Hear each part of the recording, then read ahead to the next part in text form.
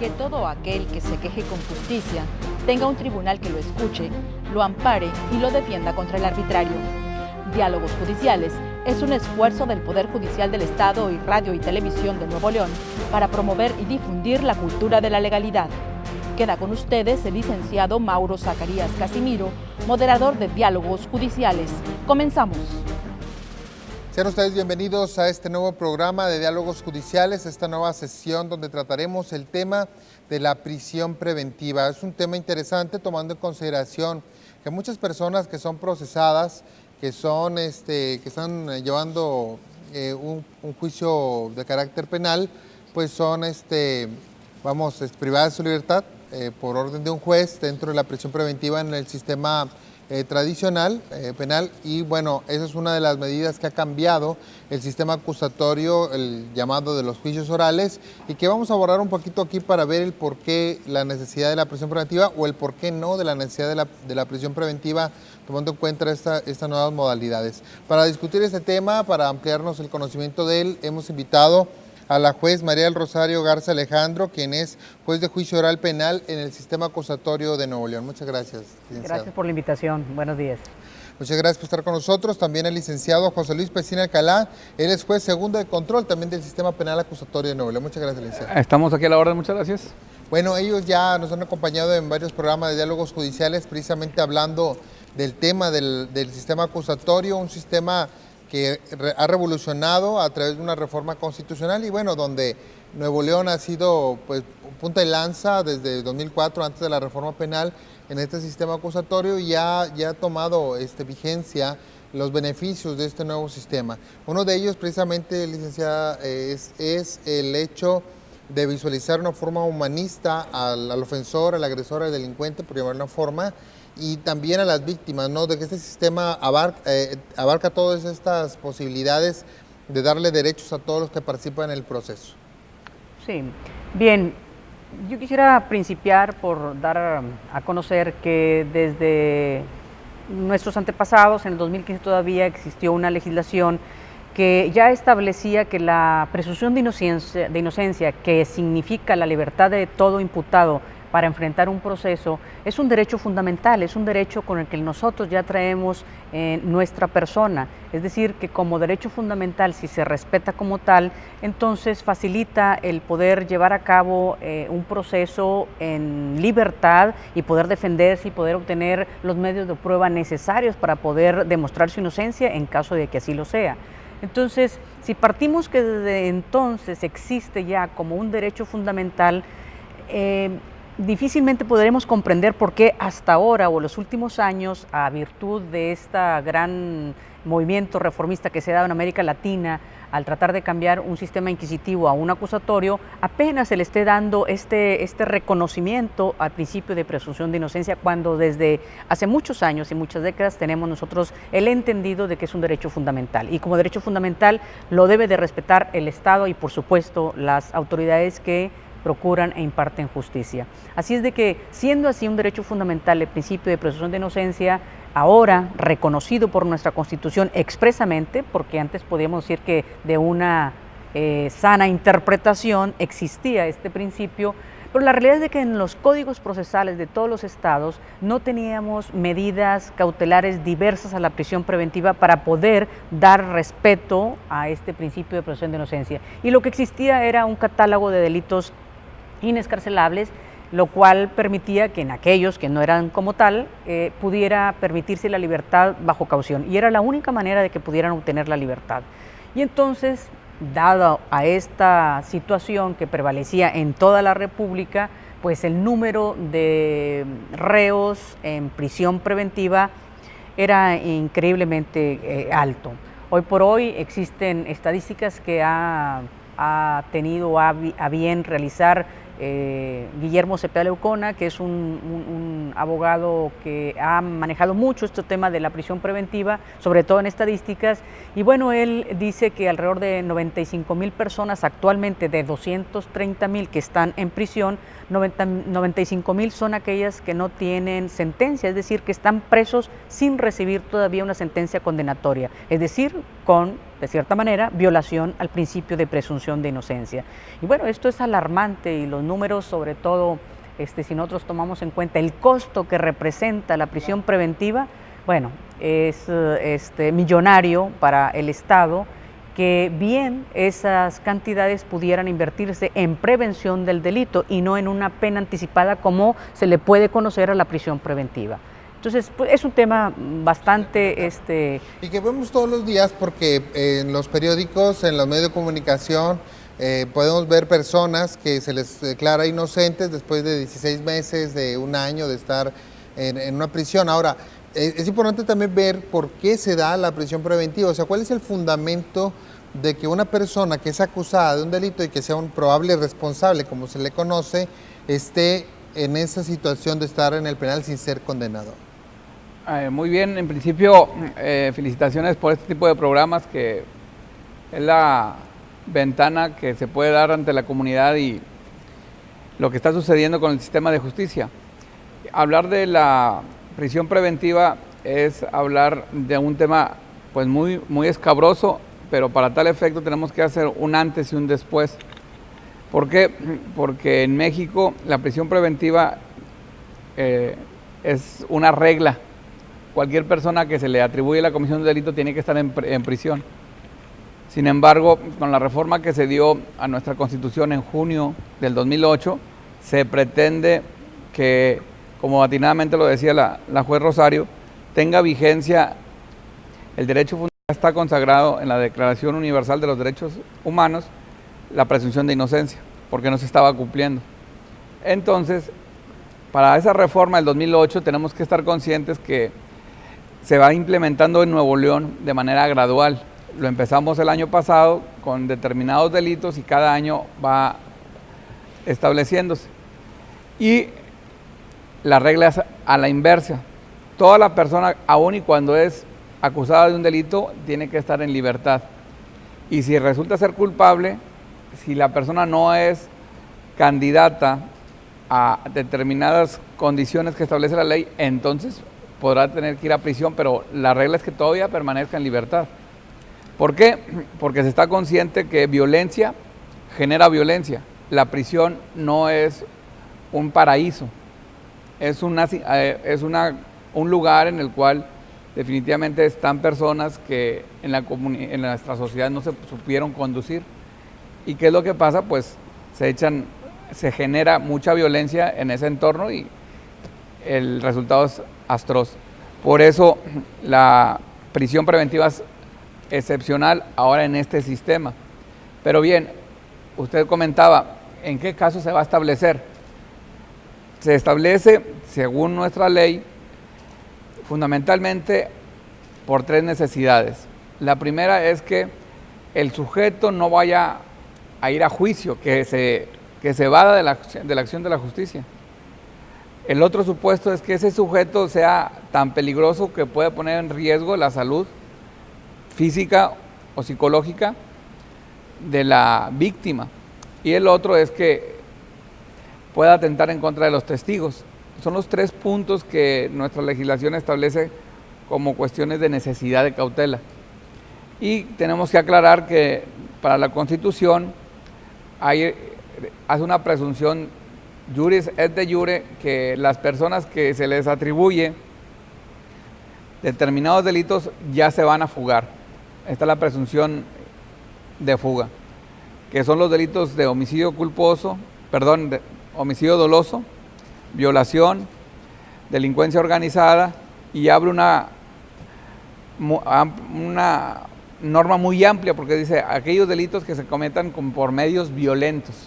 Ya será el legislador federal, local, que establezca qué casos son esos. Pero son los supuestos en que tenemos que estar conscientes de qué normatividad nos estamos refiriendo.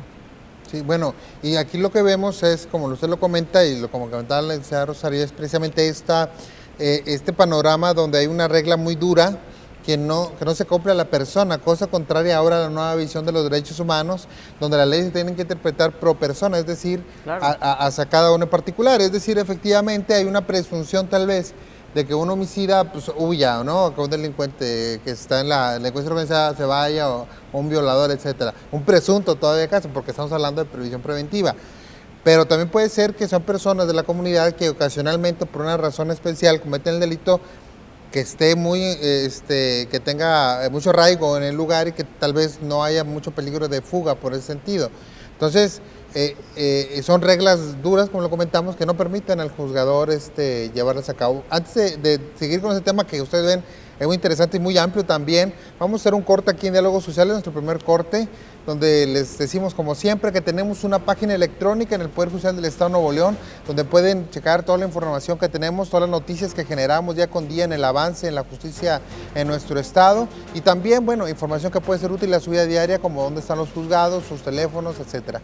Volvemos un instante con ustedes aquí a Diálogos Judiciales.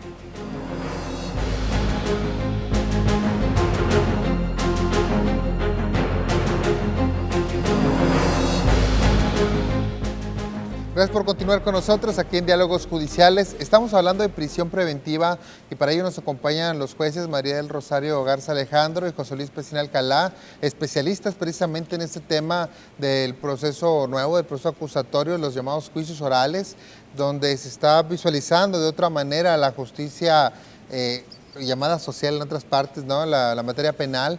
Y bueno, la verdad es que es algo, pues es un tema, como lo comentaba el licenciado Pesina, escabroso, es un tema delicado, polémico, porque lo que buscamos que siempre como sociedad cuando vemos un delito, y sobre todo un delito de alto impacto, es que la gente esté en la cárcel, ¿no? Castigo, revancha, y bueno, la visualización del sistema acusatorio es respetar las garantías, los derechos humanos, los derechos fundamentales de todas las personas que participan en el proceso. Entonces la prisión preventiva en el nuevo sistema es excepcional. Así es.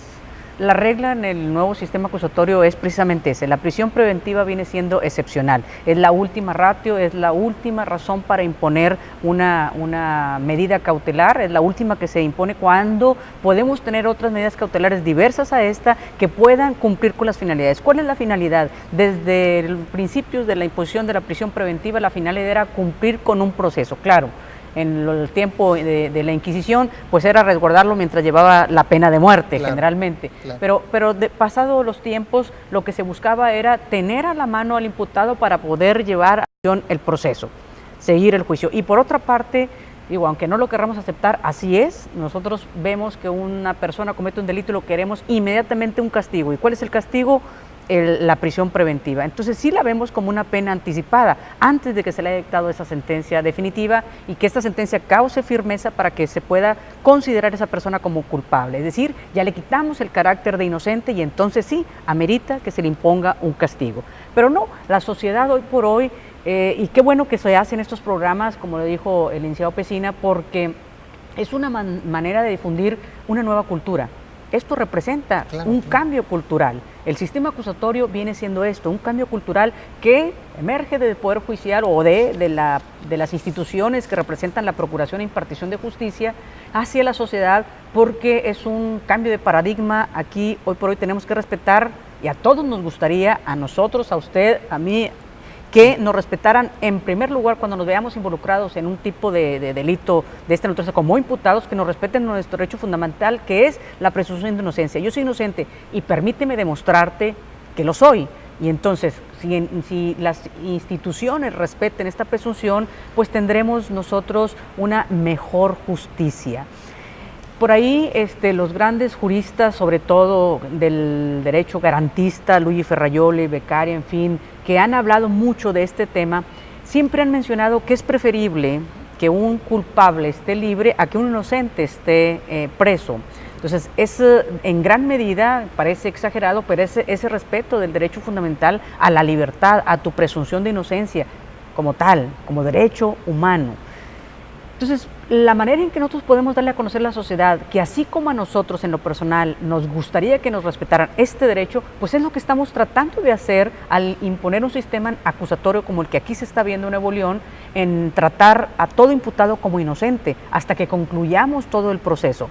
Y para ello, entonces, se establecieron una serie de medidas cautelares diversas a la prisión preventiva en nuestra legislación, que pueden ser desde el arraigo domiciliario, la obligación de presentarse a cierto lugar periódicamente, el llevar un tratamiento médico-psicológico, el no acercarse a la víctima o la separación del domicilio cuando se trate de violencia familiar, en fin, medidas cautelares que son diversas a esta prisión preventiva y que tienen la misma finalidad. El objetivo es seguir y continuar con el procedimiento, por una parte, y por otra, bueno, pues también del análisis que se tenga, de la información que se tenga de la persona en lo particular del imputado, pues a adoptar una medida adecuada para él, de tal manera que no represente un peligro para la sociedad o para la víctima o la destrucción de las pruebas si él está en libertad. Entonces, todos son estos aspectos que se deben de cuidar para poder imponer una medida cautelar diversa a la prisión preventiva. Yo quisiera adelantarme un poquito, claro, en un tema que a mí me ha gustado mucho y que hemos tenido tiempo de estarlo trabajando y que todavía no lo hemos podido concretar aquí en el Estado, pero las reformas que hemos venido viendo en toda América Latina para cambiar de un sistema inquisitivo a un acusatorio como que el que hoy tiene Nuevo León, pues tienen esta finalidad, el respeto a esta presunción de inocencia, entre otros, y hacer más transparente la justicia, ¿verdad?, entre otros aspectos y finalidades importantes. Entonces, en el tema de la presunción de inocencia, para darle cabal cumplimiento a ella y aplicar medidas cautelares menos gravosas que esta prisión preventiva, la verdad es de que el juez de control ha estado haciendo, ahora sí que en forma intuitiva, la aplicación de medidas cautelares porque no tiene una información fidedigna, veraz, que venga de una fuente confiable para adoptar una medida cautelar idónea a esa persona como imputable. ¿Por qué? Porque esa información solamente se la da el Ministerio Público o la Defensa, que tienen sus propios intereses, uno en que se le continúe con prisión preventiva y el otro, la Defensa, que no se le imponga ninguna medida cautelar. Entonces tenemos que buscar que haya otra fuente de información que nos diga que esa persona tiene arraigo en la ciudad, está estudiando, está trabajando, tiene familia, tiene casa, en fin, o cualquier otra información que le dé al juez la confianza de que con esa información puede imponer una medida cautelar idónea a las características de esa persona.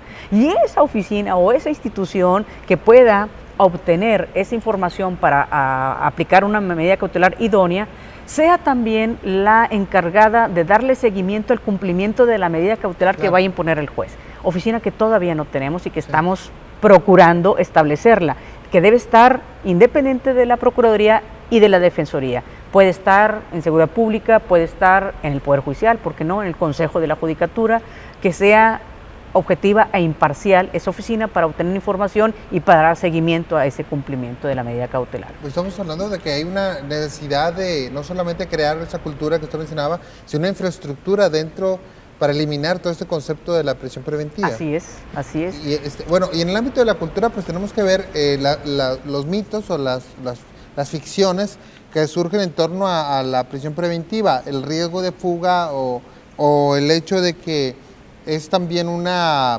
vamos a llamarle, algo que los delincuentes profesionales toman en cuenta para delinquir o no, es decir, que reduce la delincuencia, la prisión preventiva, ¿no?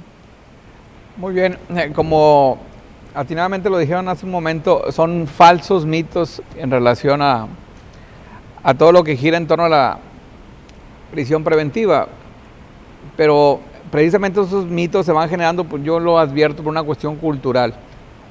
Cualquier persona que es víctima de un delito, la primera reacción que él tiene o que pide es que esa persona se encuentre detenida. De hecho, cuando se enteran que esa persona obtuvo su libertad, llegan a externarnos que el hecho está impune.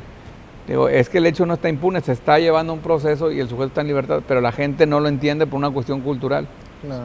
Entonces, creo que también estoy de acuerdo con lo que dice la compañera Rosario cuando nos dice que se tiene que contar con una infraestructura, pero no solo que nos va a dar una información para valorar cuándo una persona va a estar detenida o no, sino que tiene que estar una infraestructura que esté monitoreando a las personas que han sido beneficiadas con esto. Claro.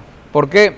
Porque no es desconocido que una persona que está delinquiendo vio que la respuesta del Estado hacia su persona, a pesar de que, como dicen, fue sorprendida infraganti, dice, no pasa nada. ¿Cuál reacción tiene? Volver a delinquir, dice, al cabo el sistema no me va a hacer nada. Por eso es necesario que el Estado sí esté debidamente preparado para esos eventos. ¿Por qué? ¿Qué es lo que pasaría? Una persona comete un delito mínimo, va aquí afuera, rompe un cristal y se lleva el autoestéreo. Lo detuvieron, salió porque el delito no es grave, muy bien. Al salir vuelve a hacer la misma conducta en otro vehículo. Llega y entonces para él dice, no pasa nada. Por eso es importante que el Estado dé una continuidad a todas las personas que se encuentran en libertad. Se haga presente dentro de la vida de esa persona cuando está sujeta a proceso. Claro, y que no se mande el mensaje pensando que el hecho de que una persona esté libre significa que no va a responder por la conducta delictuosa que cometió. Sí. Es el famoso parole officer en el derecho estadounidense, ¿no? De que está vigilando a las personas que están en libertad, ¿no? Sí. Retomo lo que acaba de decir el compañero José Luis Pesina en cuanto al mensaje de impunidad que le podemos mandar a la sociedad cuando nosotros adoptamos o el juez de control adopta la opción de aplicar una medida cautelar diversa, la prisión preventiva. La sociedad siente eso, la llamada puerta giratoria, llegan al juzgado y el juzgado lo pone en libertad, cuando la realidad es de que le está imponiendo una obligación X de presentarse cada semana, de acudir a determinada institución para reportarse, de hacer un tratamiento médico-psicológico o de permanecer en su lugar de residencia, en fin, otra medida cautelar que nos asegure que él va a venir a juicio. Pero eso no lo entiende la sociedad y creo yo, como lo dice José Luis, que si el Estado no crea una institución del seguimiento al cumplimiento de esas medidas cautelares, con mayor razón estamos mandando ese mensaje de impunidad, claro, no solamente en la persona víctima o la sociedad, sino en el propio imputado. Como dice él, sale y no pasa nada, nadie me vigila, nadie me está cuidando de mí, que lo haga o no lo haga, entonces yo puedo volver a repetir. Y en esa oficina va también la necesidad de crear una base de datos para que a esa persona con ese antecedente obviamente ya no le damos una medida cautelar pues con tanta benevolencia. ¿Por qué? Porque salió y no cumplió con el comportamiento adecuado de estar en sociedad. Entonces todos estos son mecanismos que deben ser a la par de la creación de un sistema acusatorio para que esto funcione y sobre todo para respetar mucho que este sistema no está cuidando o está apoyando a los delincuentes, mandando un mensaje de impunidad cuando nosotros los ponemos en libertad, pero que están todavía con una medida cautelar y enfrentando un proceso. Esas son las cosas que debemos de cuidar. Muy bien, vamos a hacer un corte aquí en Diálogos Judiciales. Le recordamos que el Poder Judicial ya está en redes sociales, en Facebook, el Poder Judicial de Nuevo León, todo completo, o en Twitter, Poder Judicial NL, ahí podemos interactuar con usted, puede enviarnos sugerencias, comentarios, una orientación jurídica que necesite, pues no, ahí podemos interactuar, podemos contestarle sus preguntas. Volvemos un instante con ustedes.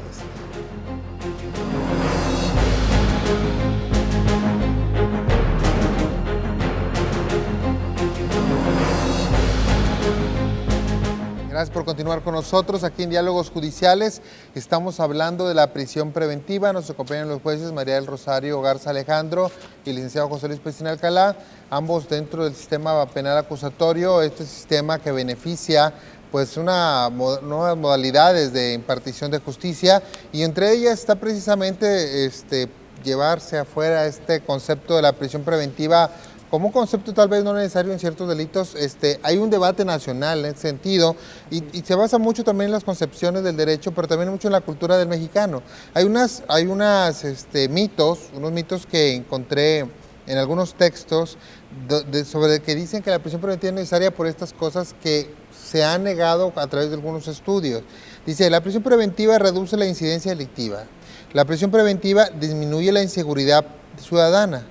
Se usa contra sujetos peligrosos, garantiza la reparación del daño, es un mal necesario en la lucha contra el crimen, es el único medio eficaz para impedir la fuga del imputado, algo que habíamos ahorita, disuade a posibles delincuentes y brinda a la ciudadanía un sentimiento de mayor autoridad y mayor confianza en la autoridad.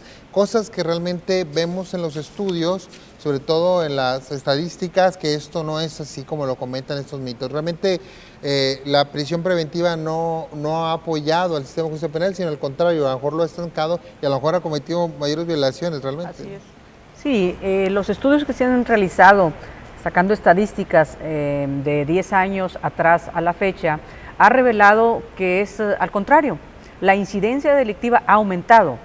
Es decir, puede aumentar los años en las penas establecidas para determinados delitos, puede incluir el catálogo de delitos en materia penal y esto no ha hecho reducir la incidencia ha aumentado enormemente.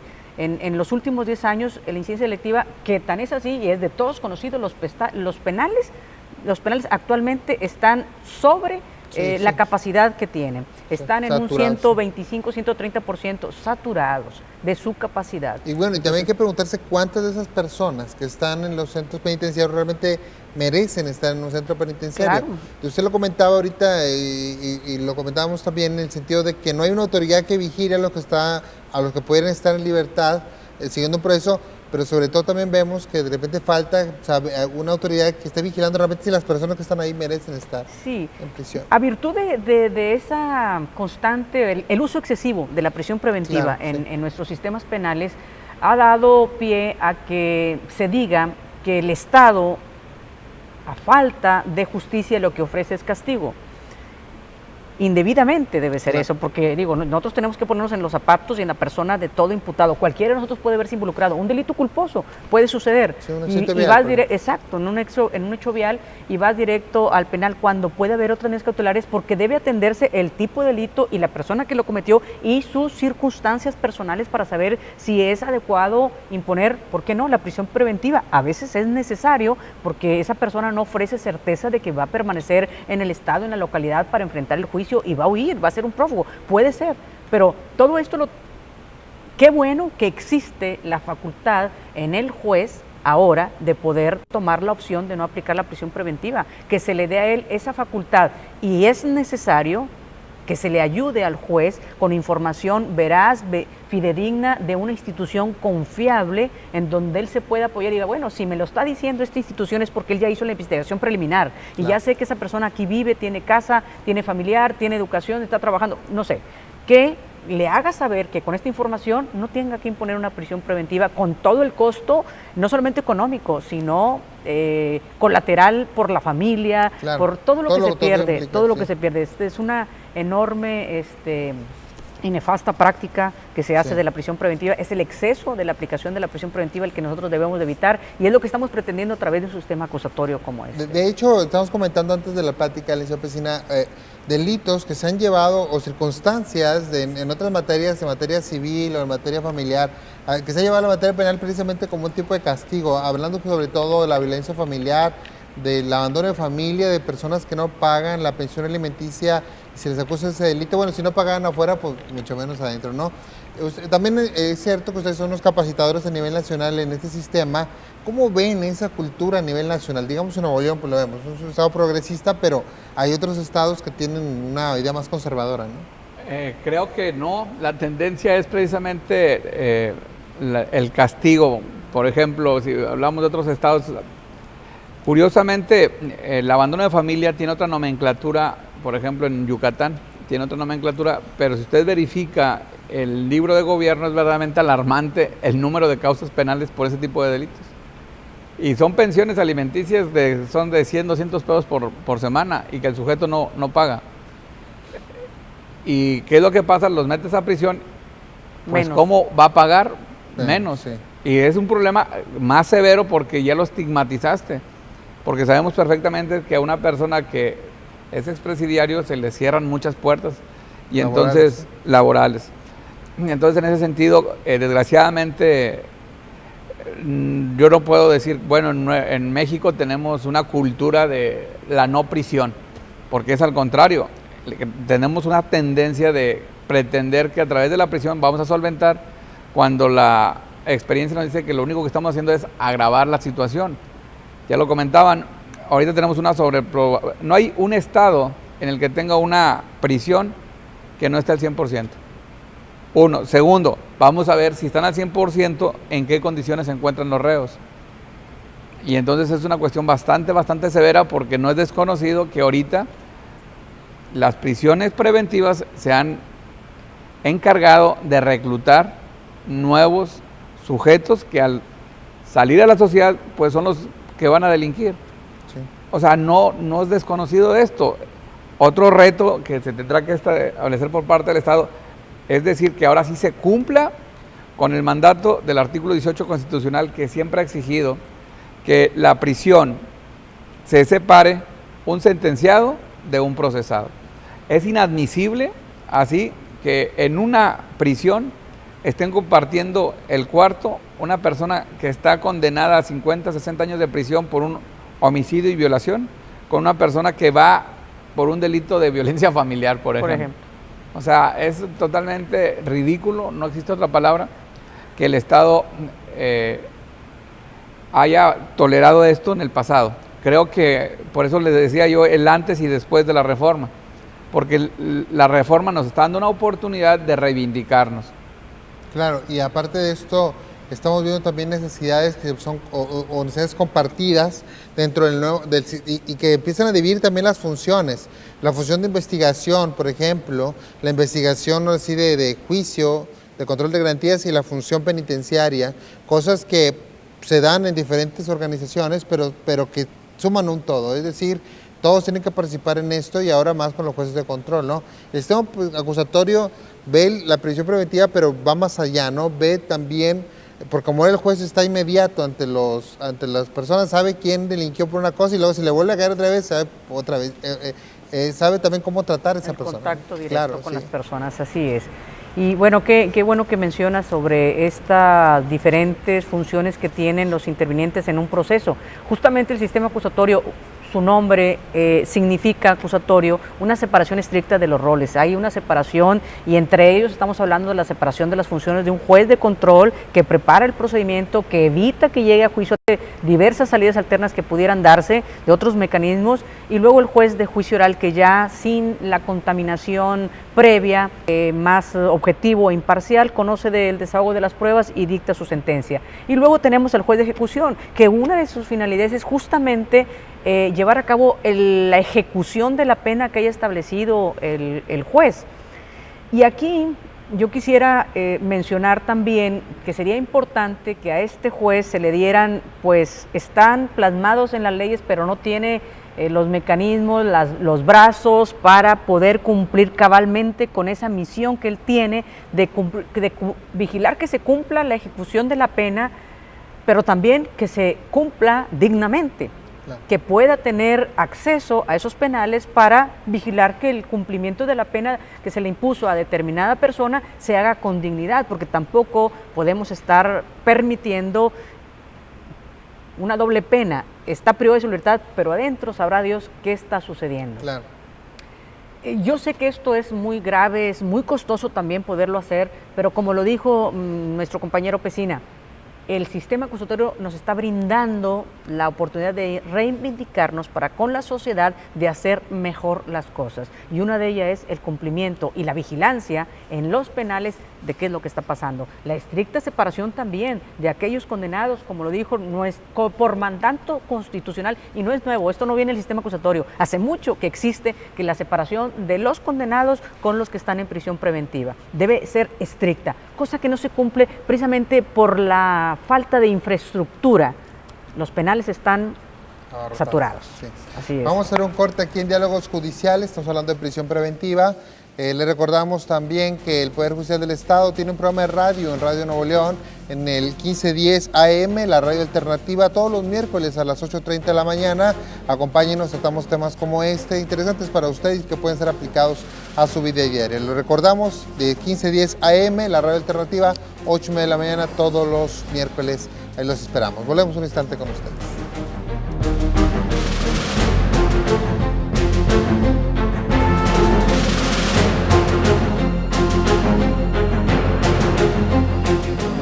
Continuar con nosotros aquí en Diálogos Judiciales. Estamos hablando de la prisión preventiva con los jueces María del Rosario Garza Alejandro y José Luis Pesina Alcalá. Antes de continuar, le comentamos a usted que el Poder Judicial del Estado tiene diversos sistemas de apoyo para todos aquellos que tienen que llevar un procedimiento judicial. Uno de ellos es el Tribunal Virtual. A través de este sistema informático que se puede consultar por internet, usted puede checar sus expedientes desde su casa, desde su despacho, etcétera. Cuando tenga una conexión a internet puede verificar todo su expediente electrónico en todas las materias que conoce nuestra institución. Conózcalo, Tribunal Virtual. virtual, pongan en cualquier buscador tribunal virtual y pueden encontrar este sistema de apoyo para usted. Bueno, la prisión preventiva, como lo establecemos, es un antes y después, tomando en cuenta que todavía estamos viviendo un sistema mixto, ¿no? Es decir, todavía tenemos delitos dentro del sistema tradicional que beneficia la prisión preventiva y tenemos el sistema acusatorio que está absorbiendo poco a poco todos estos delitos hasta que en el 2016 ya podamos tener todos los delitos en el sistema acusatorio. ¿Cómo ha funcionado el sistema acusatorio hasta ahorita? ¿Qué resultado nos ha dado en temas de prisión preventiva? Bien importante tu pregunta, porque aquí nos puede revelar que el sistema acusatorio ha estado siendo efectivo en el Estado en la forma de que se ha decidido hacer la implementación, que ya hemos dicho ha sido gradual y por delitos. Esto nos ha dado confianza a todos los operadores de poderlo hacer, válgame la redundancia, con la confianza de que nuestras decisiones no van a repercutir en mandar un mensaje de impunidad. Hoy por hoy estamos tratando de delitos de bajo impacto social, aquellos delitos que causan menos miedo, no quiere decir que no sean importantes, pero sí menos terror a la sociedad, y ello nos ha permitido aplicar medidas cautelares diversas a la prisión preventiva. Y es importante hablar con números. Por decirles, de 22,000 asuntos que ha conocido la Procuraduría, de los cuales ha judicializado alrededor de 1,900, creo, si mal no recuerdo, el número, 900 asuntos ha judicializado a partir del sistema acusatorio que entró en vigor en el 2012. De ellos, quiero decir, y aquí está un juez de control, que a ver si no nos equivocamos, que me pueda respaldar, 6 asuntos exclusivamente se han aplicado la prisión preventiva. En todos los demás ha habido una medida cautelar diversa a la prisión preventiva, y esto es aplaudible. ¿Por qué? Porque estamos respetando este principio fundamental. Es un derecho fundamental la libertad de todo imputado, que enfrentar el proceso en libertad. Un derecho que es la presunción de inocencia. Y esto no quiere decir que la sociedad esté en riesgo o que se esté soltando delincuentes, sino que realmente está haciendo una valoración correcta de quién debe estar en prisión preventiva y quién no, licenciado. Sí, cuando dice la maestra Rosario judicializado, quiere decir que el asunto llegó con el Poder Judicial ante nosotros. Claro. Y atinadamente, en efecto, son muy escasos los casos en que se ha puesto la prisión preventiva. De hecho, de los que se ha puesto, posteriormente se cambia la medida en libertad. Es decir, cuando mucho a juicio oral ha llegado detenido una persona. Todos los demás, en el transcurso del proceso, el proceso se ha concluido a través de una salida alterna. Pero definitivamente se ha aplicado de manera muy excepcional y es un mejor ejemplo que lo podemos consultar porque los documentos están ahí. Bueno, ahora, eso me imagino que es experiencia la que ha orillado a este pensamiento que nos comentaron ahorita de crear una infraestructura idónea para poder tener un control adecuado de todas estas prisiones preventivas y de aquellas personas que en libertad están llevando los procesos, porque no están en una libertad, vamos a decirle, completa, sino están sujetos al procedimiento. Cautelar. Y una medida cautelar que no pueden ver el domicilio, no pueden, etcétera, etcétera. ¿No? Ahora, esto revela también que ha sido eficaz y eficiente la aplicación de medidas cautelares. Han cumplido. Sí. No tenemos noticia de que en la aplicación de esa medida cautelar hayan violado o incumplido como tal para que se les haya variado esa medida cautelar a prisión preventiva. Claro. Por el contrario, ha sido la inversa. Aquellos que tuvieron inicialmente la prisión preventiva han demostrado a través de su defensor o por otros medios directamente que no amerita una prisión preventiva y entonces se les ha variado a una medida cautelar diversa, más benévola, menos gravosa como es la prisión preventiva. Entonces, creo que esto nos da como resultado que el sistema acusatorio que se está implementando en Nuevo León de la manera en que se está haciendo gradualmente por delitos y aplicando estrictamente la prisión preventiva como una excepción y como la última medida, la última ratio, ha sido benéfico, ha sido eficiente, ha sido eficaz porque también ha cumplido con la finalidad de la imposición de la medida, llevar el juicio, concluirlo, ya sea a través de esas salidas alternas, que la verdad han sido pocos los asuntos que han llegado a juicio, sí. Pero también de eso se trata. Este sistema lo que pretende es de que sean los menos asuntos los que lleguen a juicio para poder atender el juez directamente cada causa que se le llega a dar a su conocimiento. Si nosotros conociéramos todos los asuntos como antes en el sistema tradicional, no podríamos estar presentes en audiencias como ahora lo estamos, en todos los casos. Así es de que también tiene esa doble finalidad, que no lleguen a juicio, que sean los menos. Eso no significa que el sistema no está funcionando, por el contrario, si menos asuntos llegan a juicio es que está funcionando, porque esa es la lógica de este sistema, que haya salidas alternas en asuntos que no son graves, que no son de impacto social. Estamos hablando también de personas que no se dedican a delinquir, vamos, claro, ¿no? Personas que ocasionalmente pues se vieron involucradas. Se vieron involucradas en una situación que los llevó a eso y que no son peligrosas para los demás, en este caso, ¿no? Y vemos también el sistema de la justicia penal donde realmente la persona se le valora como tal y se hace una verdadera análisis de si debe estar o no recluido. Ahora, esto implica que la gente tiene que empezar a visualizar que ya no se va a utilizar el sistema penal como una venganza, ¿no? Porque llegaban casos donde pues, los acusaban precisamente para meterlos a la cárcel, aunque sabían que no eran culpables, ¿no? Así es, y sobre todo esto, que la comunidad esté consciente que la reparación del daño, si bien se ve en el proceso penal, no va a estar condicionada la libertad a que te pague a ti parte ofendida. Eso lo tenemos que decir porque, vuelvo a insistir, la gente tiene la idea de decir, ¿cómo es posible que esta persona ande libre si dañó mi casa, si me dañó el carro? Vamos a estar conscientes de que el sujeto va a estar en libertad, repito, y su libertad no puede estar condicionada a cuestiones de orden económico. Claro, y ahora, las medidas alternas a la prisión preventiva, ¿cuáles son? ¿Cuáles son esas medidas que se le dan a las personas para que no estén en prisión preventiva? Digo, las más comunes. ¿Medidas cautelares? Sí, medidas diversas. Pues tenemos la obligación de presentarse, firmar, por decir, periódicamente ante el Ministerio Público o ante el propio tribunal en su departamento de gestión judicial. Otra medida es de que no salga de la localidad, del estado, del municipio o del país, se le retira el pasaporte. Otra medida cautelar es ir a un tratamiento médico-psicológico, la separación del hogar, o sea, de la casa en donde vive por aquellos delitos de violencia familiar. O sea, son medidas, y la caucional, efectivamente, con una fianza económica. Claro. O sea, entre otras... Pero sobre todo para reparar el daño, no imagino que... Esas son ya medidas cautelares reales para reparar el daño. Ahí hay una aplicación en lo económico que tendrían que aplicar. Pero generalmente en los delitos que estamos nosotros conociendo en este sistema acusatorio se ha decidido por otra medida cautelar diversa a las reales, son las medidas personales que les conocemos como tales. Sí, entonces cualquiera de esas puede optar el juez, claro, atendiendo las características personales del imputado, de la naturaleza del delito, del riesgo que puede Yo me acuerdo que hubo una polémica al inicio de todo ese sistema sobre los famosos brazaletes electrónicos, ¿no? Y que por cuestiones de economía y de disponibilidad hubo ahí ciertas cosas, ¿no? Pues pero también la tecnología puede ser utilizada para eso. Claro, sería muy benéfico porque pues probablemente el costo es la inversión inicial, claro, que se pudiera dar, pero después pues es la forma de facilitar que la autoridad esté dándole seguimiento a esa persona, sobre todo la institución que va a estar encargada de darle seguimiento, claro, a las medidas cautelares. Y volvemos a la misma institución. Que la infraestructura, a lo mejor lo ideal sería seguridad pública, porque tienen una buena infraestructura, claro, un sistema de esta naturaleza que pudiera cumplir con esta finalidad. Pudiera ser. Vamos a hacer otro corte más aquí en Diálogos Judiciales, volveremos para despedir nuestro programa del día de hoy. Estamos hablando de prisión preventiva, es un tema muy interesante, es un tema que realmente nos alerta sobre, pues yo creo que también es una como disfunción del sistema penal porque estamos castigando antes de condenar a las personas que están siendo acusadas por un delito. Volvemos a ustedes en unos instantes más aquí a Diálogos Judiciales. Sí, un sinónimo de...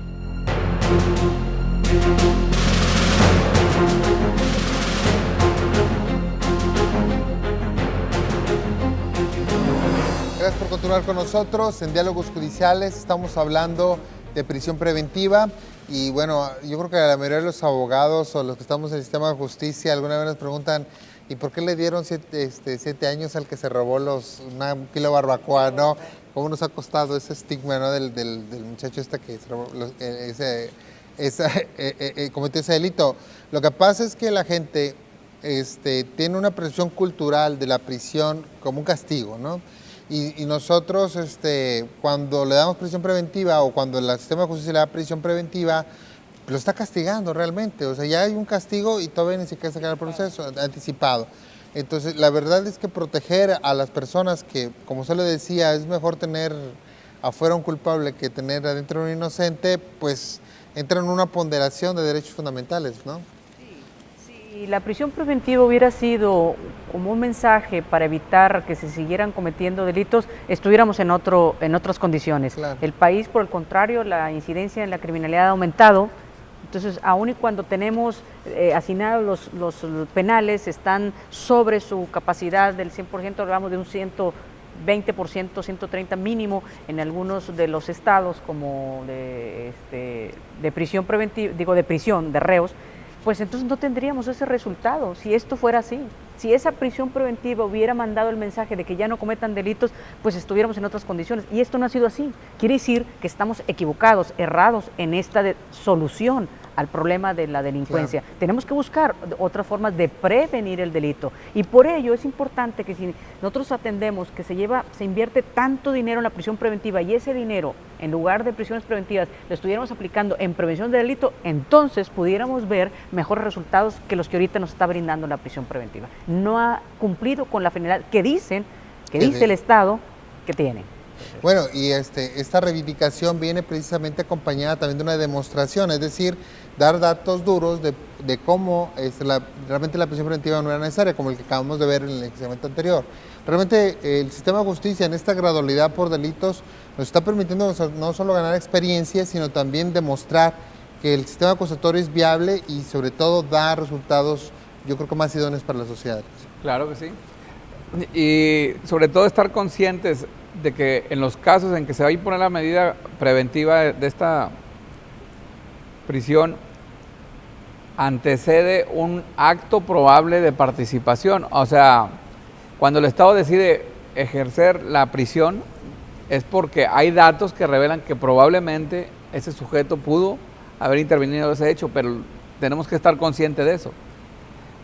¿Para qué? Porque para estar seguros de que existe la probabilidad que lo cometió, entonces probablemente te voy a meter un castigo y entonces, por eso decían ustedes, es un castigo anticipado, lo tenemos que decir sin eufemismo, porque lo es. Sí, bueno, personas que todavía no se sabe si realmente estuvieron o no estuvieron, y bueno, lo vemos también en todos los medios de comunicación, ahí vemos personas que se les da libertad, se les da el famoso, disculpe usted, como lo ponen ahí en los periódicos, pero eso es lo que tenemos que reconocer, que era necesario y que se está dando actualmente. Así es. Bueno, de eso se trata. En el sistema acusatorio es lo que está pretendiendo, evitar la prisión preventiva para que esos recursos sean aplicados a una prevención del delito. Y lo hemos visto con resultados, como lo decíamos ahorita, con números, que el sistema acusatorio está privilegiando el principio de presunción de inocencia, lo está respetando, no estamos dando castigos anticipados, no está este sinónimo de prisión preventiva como una pena anticipada. No se está haciendo, se está cumpliendo. Y yo creo que para nosotros, y creo que todos los operadores han opinado que qué bueno que el Estado decidió que la implementación fuera gradual por delitos, por tipo de delitos, porque esta curva de aprendizaje que todos estamos viviendo desde el Ministerio Público, Defensoría y jueces, y la misma sociedad, que se vaya sensibilizando con este sistema en donde, aunque todavía causa sorpresa que en estos delitos se les ponga en libertad, son delitos de bajo impacto social.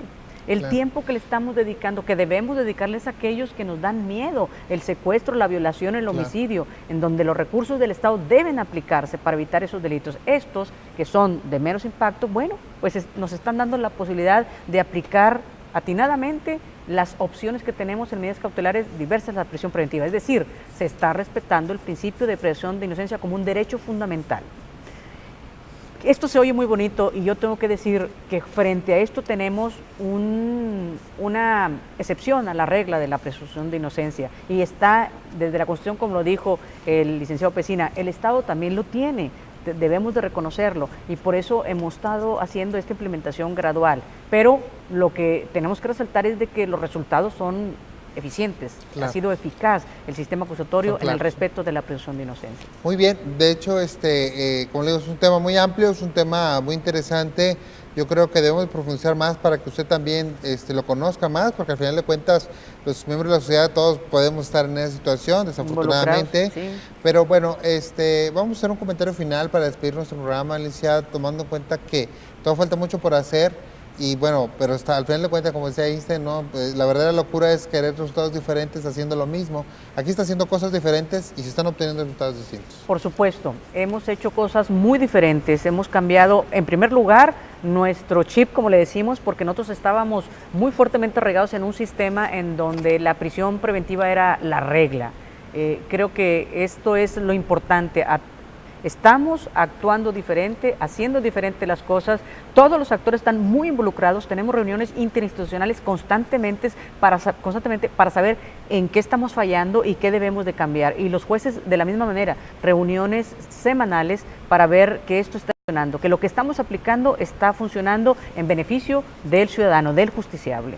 Muy bien, licenciado, pues sí. Muy bien, pues exhortar a la comunidad a que se involucre, porque nos va a tocar involucrarnos en cualquier fase. A nosotros nos toca como autoridad, pero también te toca ser en ocasiones víctima y en ocasiones te toca ser inculpado. Y el mensaje va directamente para los inculpados, puesto que las personas que estén gozando de este beneficio y lo capitalicen de manera correcta, van a dar un mensaje y decir, oye, estuvo muy bien aplicado. Pero si esta persona se conduce en forma indebida a la sociedad, va a mandar un mensaje a los demás y entonces es cuando se hace una reacción del Estado y es cuando no da este beneficio. Por eso, como decía atinadamente la juez Rosario, vamos a aprovechar esta oportunidad que nos estamos dando a toda la comunidad en general para tener una sociedad mejor. Por eso se decía que cada sociedad tiene los criminales que se merece. Que se merece, pues en este caso vamos a ver de qué manera aprovechamos esto. Muy bien, pues muchas gracias. Agradezco mucho a la licenciada María del Rosario Garza Alejandro, juez de juicio oral penal del Sistema Penal Acusatorio en Nuevo León. Muchas gracias. No, gracias por la invitación. También al licenciado José Luis Pesina Alcalá, juez segundo de control también del Sistema Penal Acusatorio de Nuevo León. Muchas gracias. Pues muchas gracias y felicitaciones por este tipo de programas. Gracias y muchas gracias a usted que siempre nos acompaña aquí en Diálogos Judiciales. Le agradecemos mucho que nos haya acompañado en esta sesión. Lo esperamos en la próxima. Muchísimas gracias.